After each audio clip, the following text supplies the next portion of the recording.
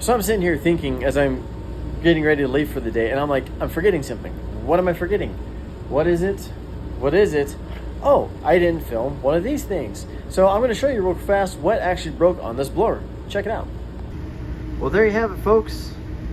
It is a broken impeller. And that is why it started making the noise that it did and why it was broken.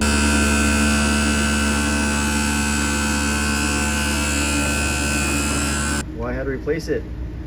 But not only is it on that side, but it's also on the 180 of it, which is up there as well. See it? So yeah, that's why I was making that noise. And it's not supposed to do that. So yeah, there you go. Got it fixed, got it taken care of, no more issues. Woohoo!